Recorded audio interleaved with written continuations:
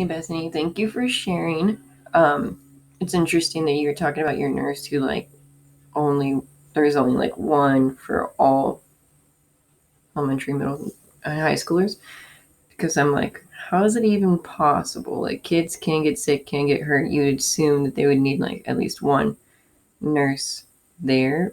But if that's the case, do the teachers get more training just in case something happens? Or is everything kind of like we're hoping for the best? But besides that, actually, I was going to comment on your comment as to you didn't really have much knowledge about mental health until after you were out of the mandatory schooling.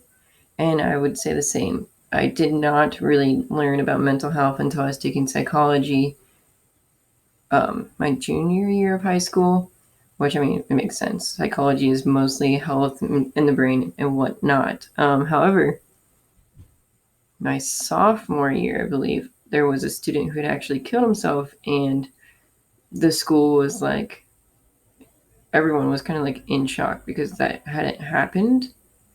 Um, there was a lot of people that were hurt because he was a well-known socially active person. So, but I was not part of his group, so I'm wondering if there was any pink red flags that his friends didn't really notice, and he wasn't seeking help. We did have in my high school all of our counselors for educational reasons all doubled as therapists as well. And I know that because actually my freshman year in high school, I became extremely depressed to the point that I was seeking therapy with not only at my school but also outside my school.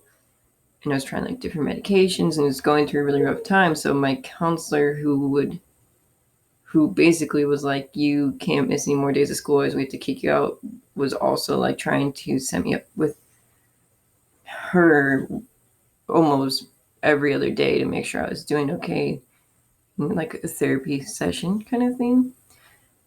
So to me, to what I've always known is that counselors that are only for trying to get you to go to college, they also have a background in some kind of nursing, but you're that's probably not the case. A lot of people probably don't. So I feel like I'm lucky in that sense, but at the same time, like I said, we did lose someone, and it was pretty rough. And even still, with the death of a student, the school was like, wow, we should focus on mental health. But that wave was only popular for 2 weeks, and then it just went back to oh well, if you see that quiet kid that sometimes makes bad jokes about killing themselves, there's whatever. Now it's we know that that's a basically a red flag. It's a little bit more than a pink flag,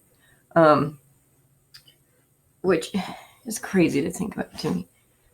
Where I work in a high stress environment, kind of. I mean, I make coffee for a living, but it gets busy for a couple hours, and it's just so crazy. And people are like, God, it's so hard. I just want to kill myself. And you're like, yeah, I feel it, but you're not supposed to say things like that because they probably have true underlying tones, which is another whole thing. It's how I wonder if healthcare is free, how many of us would be diagnosed with problems that could be worked on and fixed and make our lives better. But now I feel like I'm rambling.